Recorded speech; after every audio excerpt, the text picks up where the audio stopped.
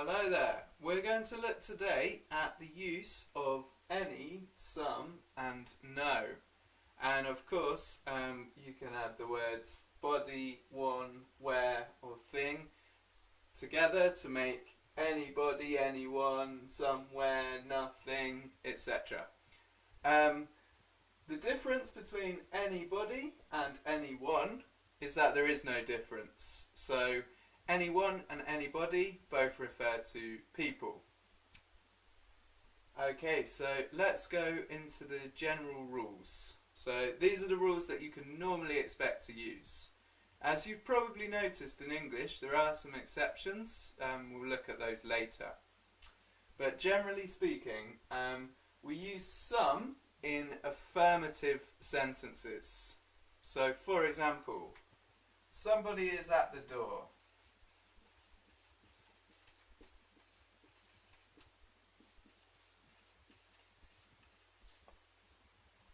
Okay, so this is a positive affirmative sentence.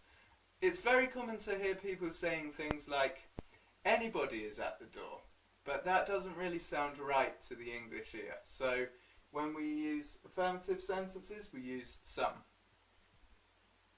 We use no for negative sentences, so that's probably kind of obvious. For example, I have nothing. But what you might not know is we also use any for negative sentences. Now we use this in sentences where we already have a negative and we can't use no or nothing or nobody or nowhere in the same sentence because that would be a double negative, two negatives in the same sentence. So for example, if I said I don't have,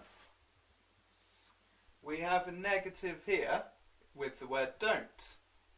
So I have to add anything to avoid the double negative.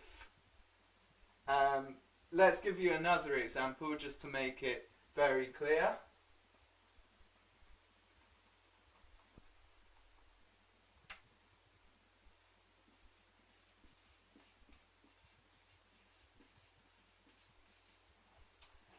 I went nowhere, which to be honest is probably not a natural way an English person would express this, but just for the purpose of the example. Could become I didn't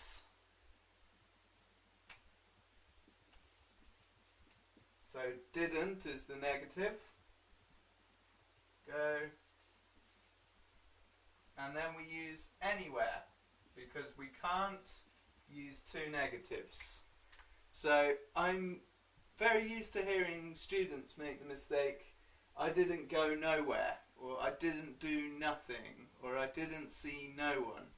Even English people make this mistake sometimes, but it is incorrect. So if you use a negative, you have to use anywhere.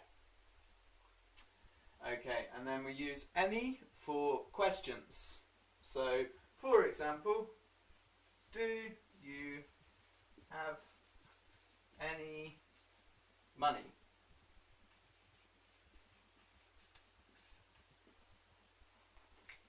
Okay. Do you have any money? Have you been anywhere nice lately? Do you know anything I should know? Have you seen anyone this weekend? Etc, etc. There are some exceptions though, and I think it's hearing these and hearing English people use these that confuses people. We do sometimes use some in questions. So I just this minute said we use any in questions, but we can use some when we're making an offer to someone. So if I want to make an offer, I would use some. Do you want some help with that? Would you like some tea? Can I lend you some money?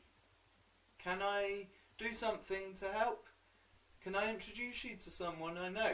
Etc. So when we're making offers, we would use some instead of any.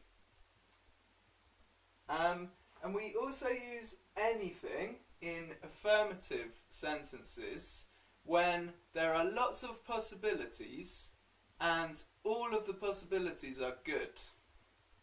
I'm not going to write that, that would take a long time.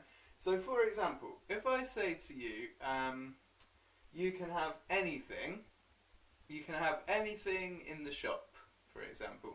There are lots and lots of different things in the shop, and you can have whichever one you want. So it doesn't matter. So normally we would use some. You can have something in the shop. I might say that to a child.